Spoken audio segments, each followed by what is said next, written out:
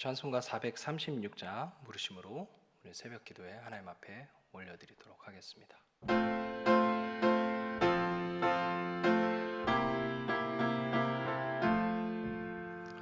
나 이제 주님의 새 생명 얻은 몸, 옛 것은 지나고 새 사람이로다. 그 생명 내 맘에 강같이 흐르고, 그 사랑 내게서 해같이 빛난다. 영생을 누리며 주 안에 살리라. 오늘도 내일도 주 안에 살리라. 주 안에 감추인 새 생명 얻으니, 이전에 좋던 것 이제는 값없다. 하늘의 은혜와 평화를 맛보니, 찬송과 기도로 주 함께 살리라. 영생을 누리며 주 안에 살리라. 오늘도 내일도 주 안에 살리라. 산천도 조목도 새 것이 되었고, 죄인도 원수도 친구로 변한다. 새 생명 얻은 자 영생을 누리니, 주님을 모신 맘 새 하늘이로다. 영생을 누리며 주 안에 살리라. 오늘도 내일도 주 함께 살리라. 주 따라가는 길 험하고 멀어도 찬송을 부르며 뒤따라가리라. 나 주를 모시고 영원히 살리라. 날마다 섬기며 주 함께 살리라. 영생을 누리며 주 안에 살리라. 오늘도 내일도 주 함께 살리라.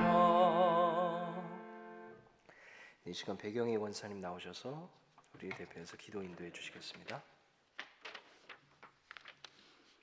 좋으신 하나님, 지난밤 저희들을 고이 품어주시고 새벽 시간에 주님 앞에 나와 예배드리고 기도하게 하심을 감사합니다. 죄인으로 죽을 수밖에 없었던 저희를 십자가의 죽으심으로 우리의 죄를 사하여 주시고, 또한 부활하시어 우리에게 영원한 생명을 주신 주님께 감사를 드립니다. 그러나 우리는 죄악된 세상에서 은혜를 잃어버리고 하나님 앞에 신실하게 살아가지 못함을 돌아보며 회개하오니 용서하여 주시옵소서. 사랑의 주님, 코로나19로 인하여 많은 사람이 힘들고 지쳐 있습니다. 속히 코로나가 종식되고 마스크 쓰지 않고 예배드리고 교제할 수 있는 때가 속히 오기를 간절히 기도합니다. 의료진들 현장에서 수고하는 의료진들에게 하나님의 위로와 평안함으로 지치지 않도록 건강을 지켜 주시옵소서. 주님, 생각지 못했던 비대면 예배를 드려 했던 시간들을 겪으면서 우리는 더욱더 믿음의 반석 위에 잘 서 있었는지, 주님께서 우리의 모습을 보고 계셨다면 우리의 믿음이 어떻게 바라보셨을까 생각해 봅니다. 나태했으며 두려움에 움츠리고 있지 않았나 돌아보며 주님 앞에 죄송하고 부끄러운 마음뿐입니다. 우리가 의지할 분은 주님밖에 없음을 다시 한번 깨닫게 하심을 감사합니다. 사랑의 주님, 지금까지 수원성교를 인도하신 하나님 아버지, 이제도 주님의 이름을 높이며 복음이 땅끝까지 전해질 때까지 생명을 살리는 교회의 사명을 다하게 하여 주시옵소서. 담임 목사님 영육간에 강건하게 하시며 말씀을 전하실 때마다 하나님의 능력 있는 말씀을 전하시게 하시며 성도의 삶에 큰 영향을 줄 수 있는 복음이 되게 하옵소서.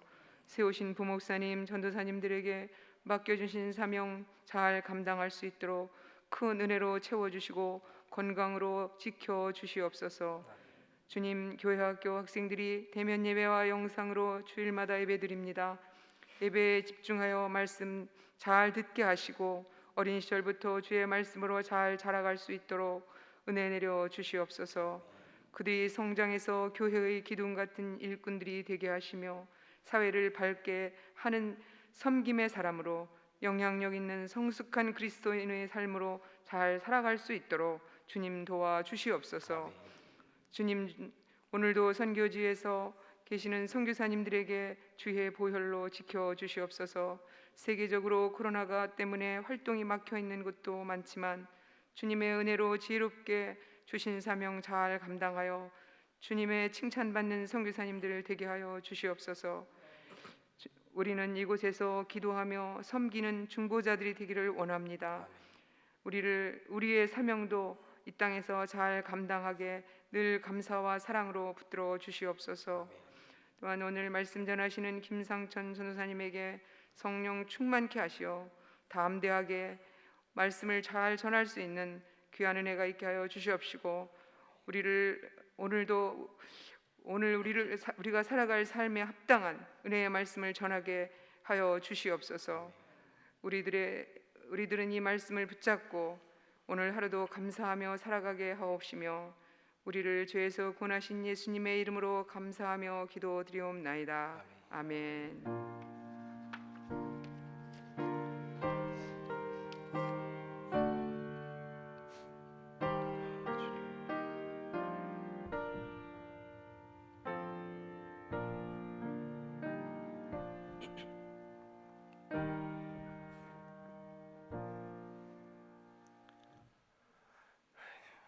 네, 오늘 우리에게 주신 하나님의 말씀은 빌립보서 4장 10절에서 13절까지 말씀입니다. 오늘 우리에게 주신 하나님의 말씀 빌립보서 4장 10절에서 13절까지 말씀입니다.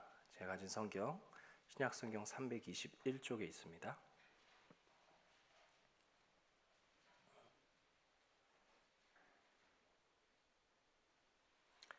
네, 빌립보서 4장 10절에서 13절까지의 말씀을 한 절씩 교독하고 마지막 절은 함께 합독하도록 하겠습니다. 함께 읽겠습니다. 제가 먼저 읽도록 하겠습니다. 내가 주 안에서 크게 기뻐함은 너희가 나를 생각하던 것이 이제 다시 싹이 남이니 너희가 또한 이를 위하여 생각은 하였으나 기회가 없었느니라.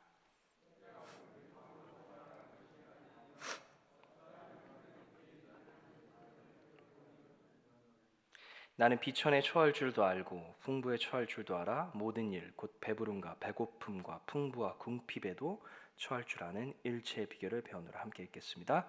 내게 능력 주시는 자 안에서 내가 모든 것을 할 수 있느니라. 아멘. 이것은 하나님의 말씀입니다. 오늘 하나님께서 이 말씀을 통해서 오늘 우리에게 은혜 주시기를 간절히 소망해 봅니다.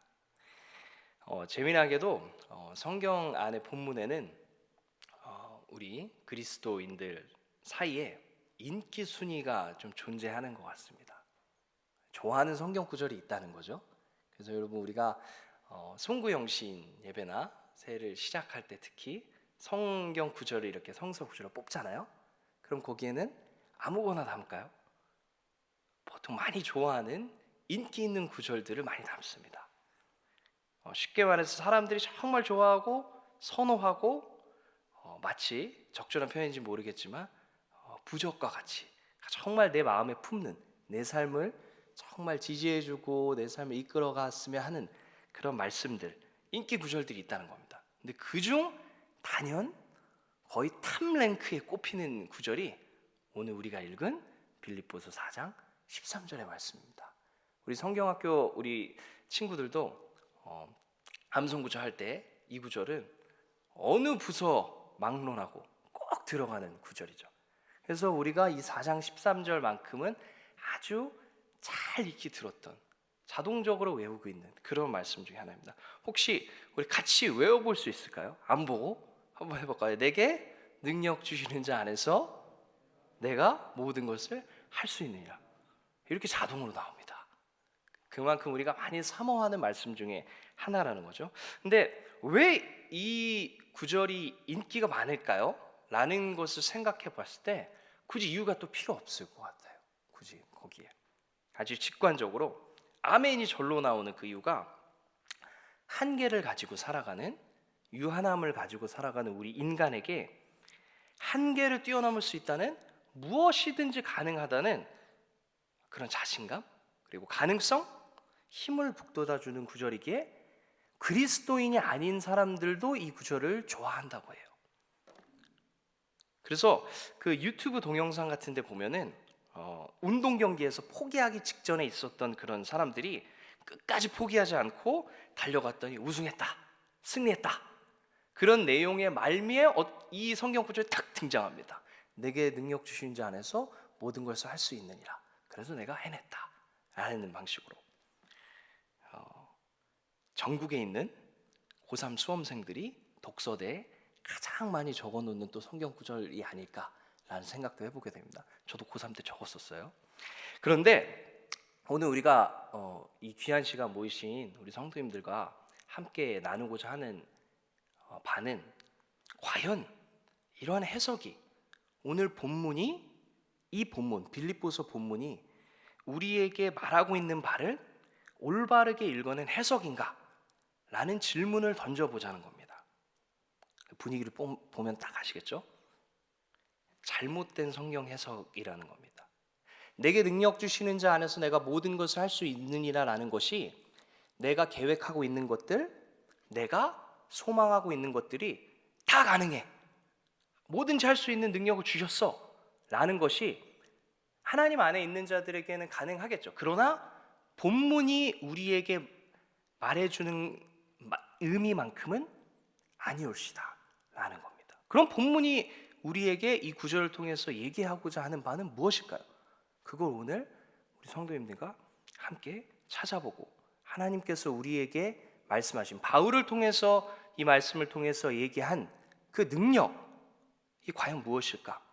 라는 것을 한번 하나님 말씀의 음성을 들어봤으면 좋겠습니다. 성경을 볼 때 잘 아시겠지만 가장 중요한 것이 성경이 뭐라고 얘기하고 있는 바를 우리가 읽어내는 겁니다. 성경을 내가 원하는 바대로 읽어내는 것이 아니라 성경이 우리에게 뭐라고 얘기하고 있는가. 그렇다면 오늘 본문은 이 능력이 과연 무슨 능력이라고 얘기하고 있는지 우리 한번 살펴봤으면 좋겠습니다. 11절을 한번 다시 한번 볼까요? 오늘 본문 말씀입니다. 제가 읽겠습니다. 내가 궁핍함으로 말하는 것이 아니라 어떠한 형편에든지 나는 뭘 배웠다고 하죠? 자족하기를 배웠노니. 그 다음 절 한번 읽어주시겠습니까? 네. 나는 비천에 처할 줄도 알고 풍부에 처할 줄도 알아. 모든 일, 곧 배부름과 배고픔과 풍부와 궁핍에도 처할 줄 아는 일체의 비결을 배웠노라. 그리고 나서 13절을 얘기합니다. 내게 능력 주시는 자 안에서, 그러므로 내게 능력 주시는 자 안에서 내가 모든 것을 할 수 있느니라 라는 선언을 하는 겁니다. 그럼 뭐죠? 무한한 가능성, 긍정적인 사고를 얘기하는 것이 아니라 바울이 얘기하는 바는 자족하는 삶에 대한 가능성을 얘기한 겁니다. 자족하는 삶에 대한 가능성. 내가 풍부에 처하든지 궁핍 속에 처하든지 풍성함 속에 있든지 가난에 있든지 만족하는 비결을 배웠다고 말하고 담대하게 그 결과를 13절에서 얘기하고 있는 겁니다. 그리고 경험으로 인해서 나는 어떠한 환경에 처하든지 만족하고 감사하며 살아갈 수 있다. 이 말을 해주고 싶은 것이 바울이 오늘 본문 통해서 하나님께서 본문을 통해서 우리에게 말하고자 하는 바라는 겁니다. 여기서 할 수 있느니라라는 단어가 등장하죠. 이 할 수 있느니라라는 단어가 신약 성경에서는 꽤 자주 등장하는데 바울은 딱 2번만 사용합니다. 딱 2번. 여기서 한 번 사용하고 갈라디아서에서 한 번 딱 사용합니다. 그만큼 바울은 이 선언이 자기가 자족하며 살아가는 것이, 그 자족하며 살아가는 능력이 하나님이 주시는 참된 능력이다라는 것을 그만큼 강조한다는 거겠죠. 바울을 통해서 우리가 그걸 알 수 있습니다. 그리고 동시에 우리가 한 가지 눈여겨볼 것이, 바울이 이 말을 할 때 상황이 과연 어떤 상황이었느냐라는 것을 입체적으로 바라본다면, 이 능력이, 내게 능력 주시는 자 안에서 모든 것을 할 수 있느니라 하셨던 이 말이 그저 내가 계획하는 것을 할 수 있다는 능력을 얘기하는 것이 아니구나라는 것이 더 확고해집니다. 여러분 잘 알다시피 이 빌립보서는 바울이 언제 썼죠? 감옥에 있을 때 썼습니다. 옥중 서신 중에 하나예요. 바울이 어디에 있었다고요? 감옥에 있을 때 쓴 겁니다. 지금도 현대사회에서 감옥은 부정적인 의미인가요? 긍정적인 의미인가요? 부정적이죠. 너무 힘들죠. 근데 고대 사회에 있어서, 그 당시 사회에 있어서 감옥은 지금의 인권이라는 비교가 되지 않았어요. 그냥 쇠사슬에 매이고 밥도 제대로 안 주고 거의 짐승 취급하는 그런 상황이었던 거죠. 그런데 바울은 뭐라고 하죠? 그 상황 속에서도 나는 감사하고 자족하고 만족하는 법을 배웠고, 그게 바로 하나님이 주시는 뭐다? 능력이다라고 얘기하고 있는 겁니다. 그래서 결국 바울이 얘기하는 것은 자족하는 삶, 감사하는 삶, 기뻐하는 삶을 이야기하는 것이고, 그리스도를 진정으로 따르는 자들인 그리스도인의 삶은 필연적으로 고난이 뒤따를 수밖에 없다는 걸 얘기해 주면서, 그 고난이 우리에게 고난이 안 좋은 것, 그저 부정적인 것만이 아니라 내가 참된 그리스도인이라는 것을 드러내는 표지이자 증거가 될 수 있다는 것을 얘기하는 겁니다. 그래서 기뻐한다고 얘기하는 거예요. 빌립보서에 보면은 여러분 잘 아시겠지만, 우리 성도님들 잘 아시겠지만 계속 기뻐한다는 얘기가 나와요. 굉장히 역설적이죠. 감옥에 있는데 어떻게 기뻐할까요? 여러분 생각해 보세요. 내 만약에 자녀가 감옥에 들어갔다고 가정을 해보죠. 근데 그 자녀가 어머니, 아버지, 내가 너무 기쁩니다. 여기서 감사하는 법을 배웠습니다. 너무 감사합니다. 기뻐합니다. 마음에 와닿을까요? 저는 제 자녀가 만약에 그런다면은 정직한 마음으로 와닿지 않을 것 같아요. 그런데 성경은 우리에게 뭐라고 얘기하냐?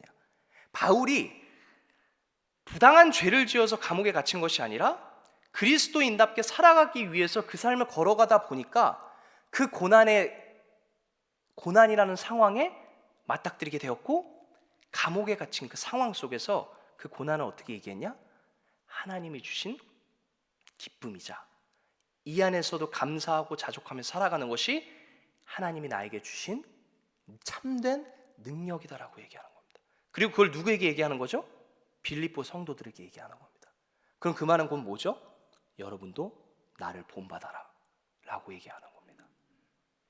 근데 바울이 빌립보 성도들에게 특별하게 이 이야기를 하는 특별한 또 강조점이 빌립보서 안에 단서들이 몇 가지 존재합니다.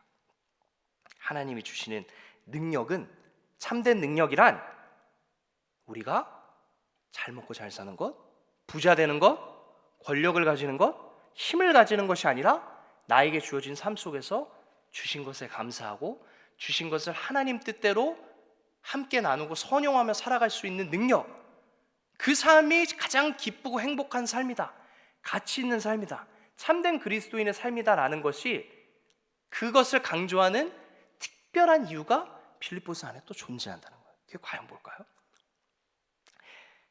빌립보라는 지역이 처한 특별한 상황입니다. 사도행전에 그거에 나오는데요, 사도행전에 보면은 빌립보 지역에 대한 성경에 딱 한 번 등장하는 표현이 있어요. 그게 뭐냐? 빌립보는 로마의 식민지라는 표현이 나옵니다. 우리 함께 한번 보도록 할까요? 함께 한번 읽어볼까요? 시작. 거기서 빌립보에 이르니 이는 마게도냐 지방의 첫 성이요 로마의 식민지라.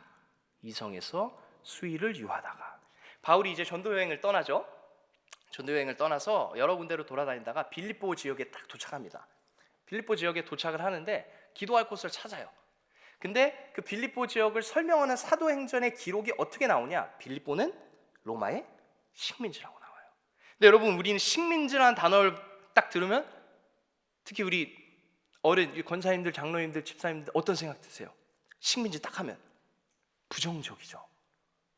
식민지라는 게 우리 또 대한민국의 역사에 있어서는 부정적인 인식이 올 수밖에 없죠.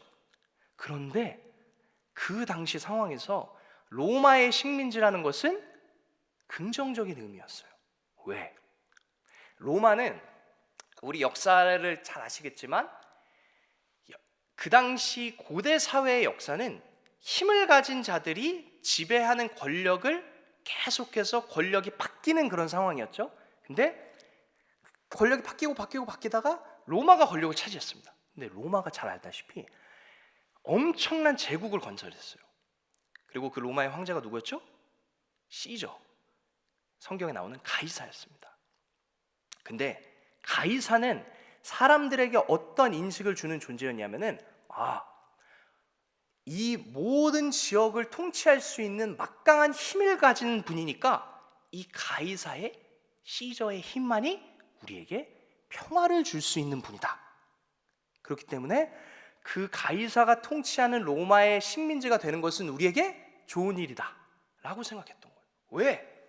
가이사의 힘을 빌어서 우리가 평화를 누릴 수 있고 풍부함을 누릴 수 있고 잘 살 수 있기 때문에 로마의 식민지라는 그 단어 하나가 그 당시 1세기 그리스도인들, 그 당시 사회에 살던 사람들에게는 아주 긍정적인 의미를 띠는 거였어요. 그런데 이 부분에 대해서 바울은 뭐라고 하냐? 빌립보서의 기록을 한번 보겠습니다.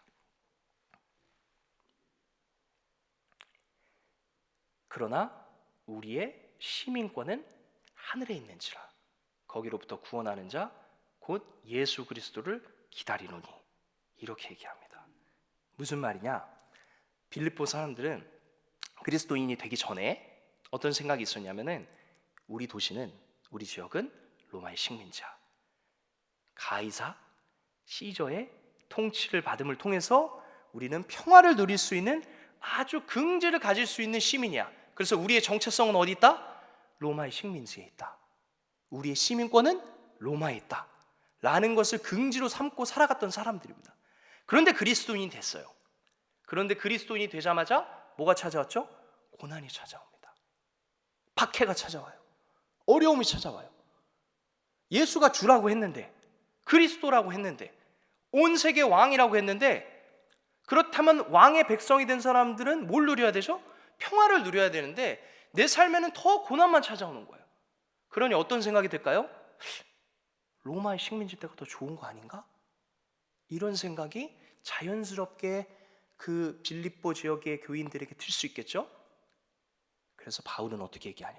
여러분, 나의 삶을 보세요. 나는 감옥에 있습니다.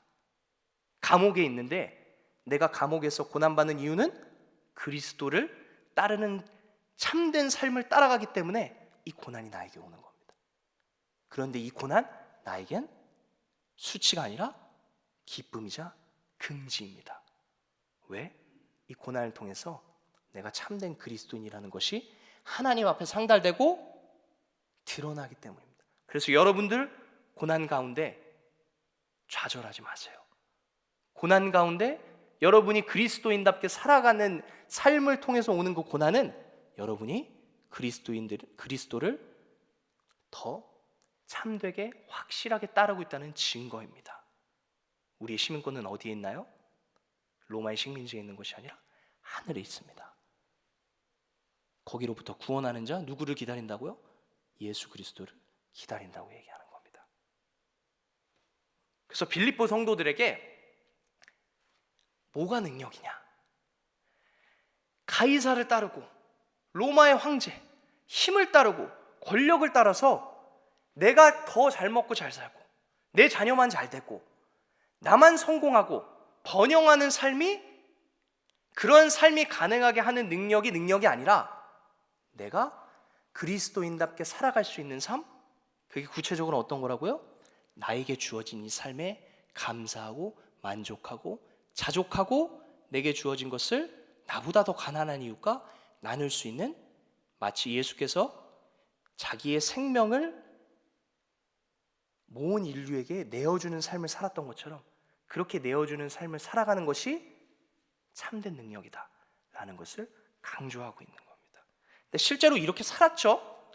초대교회가 사도행전 2장 4장에 보면 그런 기억이 아주 구체적으로 나오죠. 어떻게 나오죠? 모든 재산을 다 사도들의 발 앞에 둬서 하나도 자기의 것이라고 여기지 않고 모든 것들을 다 통용했더니 어떻게 됐대요? 그 안에 가난한 자가 아무도 없었다고 합니다. 다 잘 먹고 잘 살았다는 말일까요? 그게 아니죠. 나에게 가진 것을 내 것이라고 생각하지 않고 하나님께서 나에게 주신 것이구나. 왜? 너희의 가난한 이웃과 나누라고. 그렇게 살았더니 성령께서 얘기하신, 예수님께서 우리에게 명령하시고 보여주신 그 삶이 가능하구나 라는 것을 초대교회 2장, 사도행전 2장 4장에서 보여줬다는 겁니다. 그리고 또 나옵니다. 고린도후서 8장에 보면 또 어떤 게 나오냐? 여러분, 고린도 교회가 잘 아시겠지만 고린도 교회는 무역이 있던 항구 도시에 있기 때문에 굉장히 부유한 도시였어요. 그리고 성령의 능력이 엄청나게 일어났었죠. 그래서 성령의 능력이 너무 많이 일어나가지고 그 안에 분쟁까지 일어납니다. 이게 최고의 능력이야. 예배 질서가 파괴된 거죠. 그런데 정작 예루살렘 지역에 가난한 자들이, 가난한 그리스도인들이 속출했다는 소식을 듣고 나서 고린도 교인들은 가만히 있어요. 그런데 마게도냐 지역에 살았던 아주 환란의 극심함으로 인하여서 가난을 겪던 성도들은 어떻게 하나요? 환란의 궁핍함 속에서도 서로 돕고 구제하는 일에 먼저 힘썼다고 나옵니다. 근데 그건 성경 뭐라고 표현하나요? 그걸 보고 은혜라고 표현해요. 은혜는 우리 보통 어떻게 생각하죠? 하나님께 내리받는 걸 은혜라고만 생각하죠. 근데 우리가 하나님께 받은 은혜를 가지고 우리의 삶 가운데도 그 은혜를 흘려보내는 거, 그게 은혜라고 얘기합니다, 성경에서. 그리고 또 뭐라고 표현하나? 사랑의 진실함을 증명했다고 얘기합니다. 여러분, 우리는 예배하고 기도할 때 주님을 사랑하는 삶, 이웃을 사랑하는 삶 기도합니다. 소원하고 간구합니다. 그런데 우리의 사랑의 진실함은 어디서 증명되나요? 어디서 증언됩니까? 우리가 가지고 있는 가장 소중한 것을 나보다 어려운 자와 함께 흘려보내고 나누는 삶이 있느냐 없느냐, 그때 우리의 삶이 진짜냐 가짜냐가 판별되는 겁니다. 그러니까 바울은 이런 맥락 속에서 그 능력을 계속해서 강조하고 있다는 겁니다. 핵심은. 그래서 오늘 우리에게 이 메시지를, 불편한 이 질문을 함께 던져봤으면 좋겠습니다. 우리가 바라고 있는 능력, 우리가 원하는 기쁨, 과연 무엇인가요? 이 경쟁사회 속에서 예수를 믿어서 성공하는 것, 금과 은을 획득하는 것이 혹시 아닐까요? 예수를 믿으면 내 옆집 보니까 성공하더라.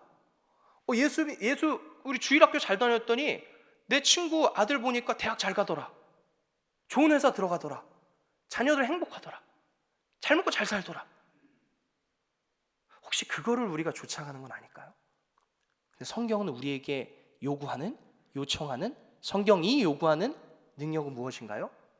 우리가 비록 가난할지라도, 내 평생 높아지는 삶이 아닐지라도, 평생 낮은 삶을 살지라도 그 안에서 더 함께 나누고, 주님, 내가 주신 것에 감사하고 자족하는 삶.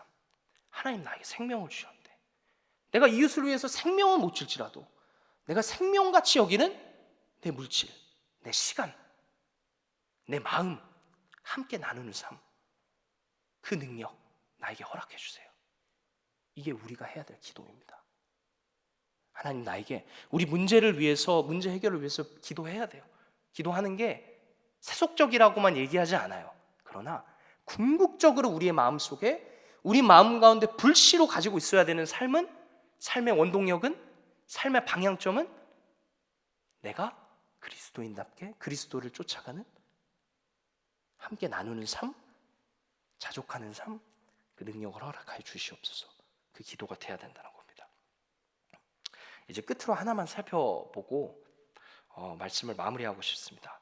바울이 말한 이 자족이 말이죠, 그저 스스로 만족하는 방법이 아니라는 거예요. 이게 무슨 소리입니까, 전사님? 지금까지 자족, 만족, 스스로 만족한다고 얘기해놓고 나서 무슨 말이냐? 단순히 인간의 능력으로 자기 안의 만족을 얘기하는 것이 아니라 그리스도 안에서 만족하는 법을 배웠다는 겁니다. 어디 안에서요? 그리스도 안에서.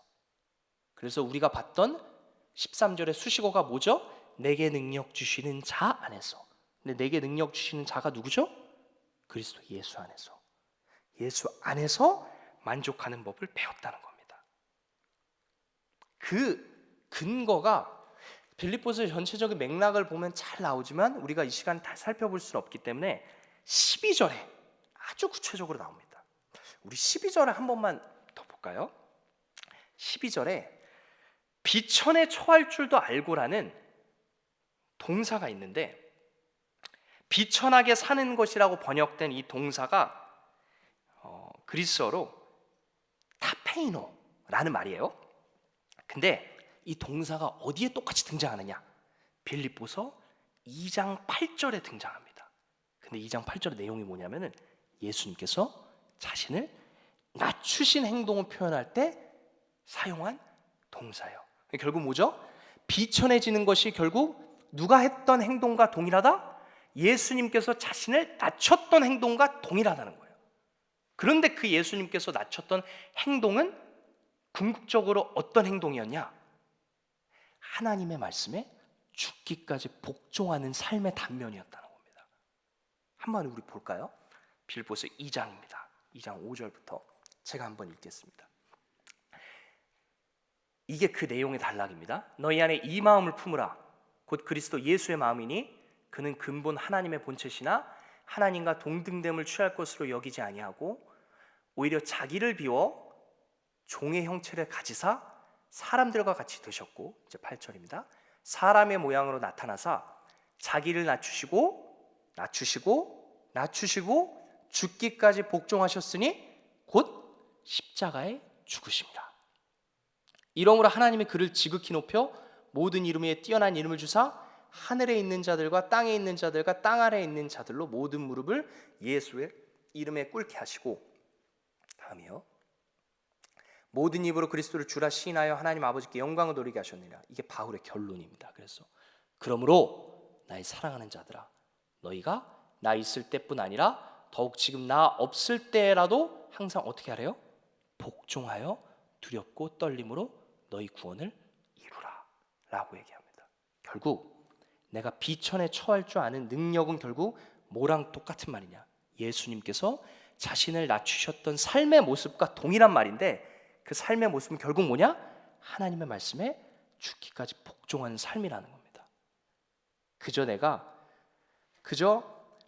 내 의지만으로 버티는 것이 아니라, 주님께서 이 삶을 걸으셨지, 나도 하나님 말씀에 죽기까지 복종하셨던 예수님과 같은 모습으로 예수님이 동참하셨던 그 고난에 동참하는 삶이, 그 삶의 구체적인 모습 중에 하나가 자족하고 만족하는 법이겠구나 라는 것을 깨닫고, 우리에게 주어진 그 형편 가운데, 그 상황 가운데 더욱더 감사하는 삶, 그리고 그 감사한 것을 나보다 가난한 이웃과 함께 나누는 삶으로 뻗어나가는 우리의 삶이 되었으면 좋겠습니다.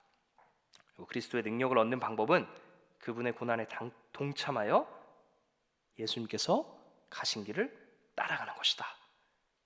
그분이 걸어가신 길은 내 뜻을 이루어 달라고 기도하는 것이 아니었죠. 하나님 말씀에 죽기까지 복종하고 순종하는 삶이었습니다. 다시 한번 우리 마지막 질문을 던집니다. 저와 여러분, 저도 똑같은 말입니다. 저에게 던지는 질문입니다. 제가 원하는 능력, 우리 성도님들이 원하는 능력, 성도님들이 원하는 기쁨, 제가 원하는 기쁨 과연 무엇일까요? 그리고 성경이 우리에게 오늘 본문을 통해서 얘기하는 능력과 기쁨 무엇일까요? 이제 부활절이 지나고 기쁨의 50일을 우리가 보내고 있습니다. 부활이 기쁘죠. 왜 기쁠까요? 그리고 어떠한 삶이 되었을 때 참된 부활의 기쁨에 참여하는 자들이 될까요? 그저 예수님께서 부활하셨기 때문에 우리도 죽은 뒤에 우리가 죽은 뒤에 영원한 영생을 얻겠다라고 단순하게만 생각하는 것일까요? 아니겠죠. 진정한 생명의 부활이 되기 위해서 부활이 있기 전에 뭐가 있어야 되죠? 죽음이 있어야 됩니다. 죽지 않으면 부활은 존재할 수 없습니다. 죽음은 부활에 전제되는 거예요. 그런데 우리는 부활의 기쁨을 생각할 때 영광만 생각하고 영광 전에 예수님께서 걸어가셨던 그 고난과 죽음은 약간 뒤편으로 혹시 흘려보내진 않을까요? 왜? 어려우니까요. 근데 그 어려운 길을 우리가 비껴간다면 좁은 길일까요? 넓은 길일까요? 좁은 길은 생명으로 인도하는 문이고 넓은 길은 생명과 반대되는 길이라고 얘기합니다. 이제 부활의 기쁨에 우리가 참여하기 원합니다. 어떻게 해요?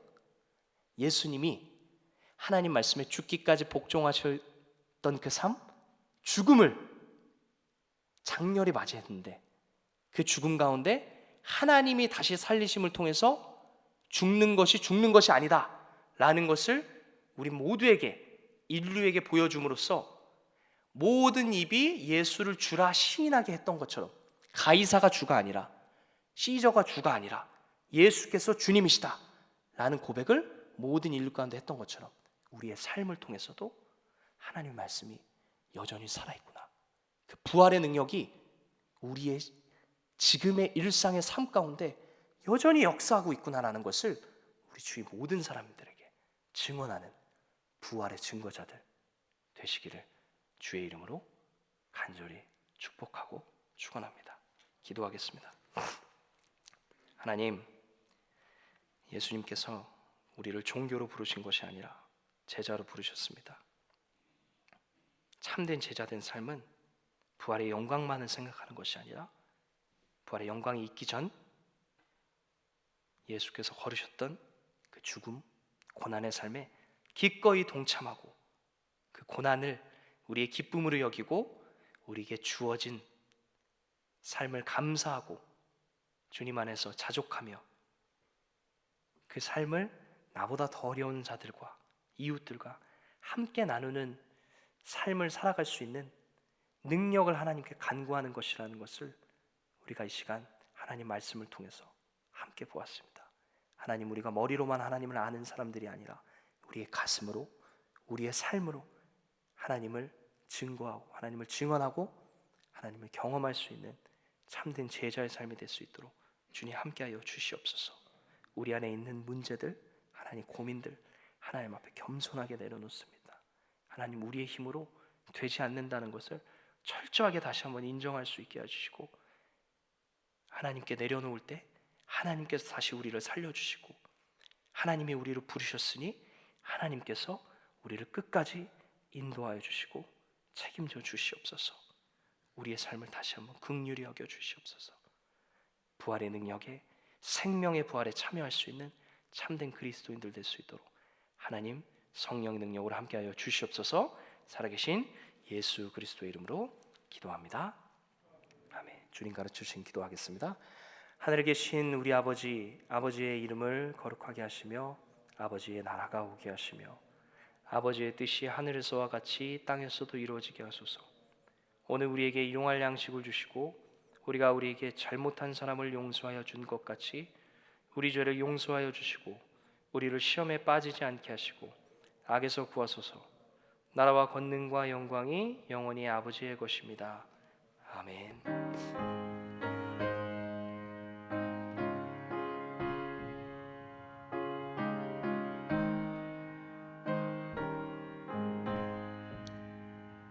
높은 산이 거친 들이 조막이나 궁궐이나 내 주 예수 모신 곳이 그 어디나 하늘나라 할렐루야 찬양하세 내 모든 죄 사함받고 주 예수와 동행하니 그 어디나 하늘나라. 우리 시간 공동의 기도 제목 가지고 함께 기도하도록 하겠습니다. 첫 번째로 그리스도 안에서 자족하는 능력을 받기 위해서 그리스도의 고난에 기꺼이 동참할 수 있도록, 그리고 두 번째로 수원성교회가 생명을 살리는 교회로서의 사명을 잘 감당할 수 있도록, 그리고 마지막으로 코로나19 사태가 빨리 종식되어 평온한 우리의 일상을 회복할 수 있도록 이 세 가지 기도 제목을 놓고 간절히 기도하시고, 또 개인의 제목을 가지고 하나님 앞에 기도하시고 돌아가시면 되겠습니다. 우리 함께 마음을 모아서 기도하도록 하겠습니다. 기도하겠습니다. 주님 감사합니다.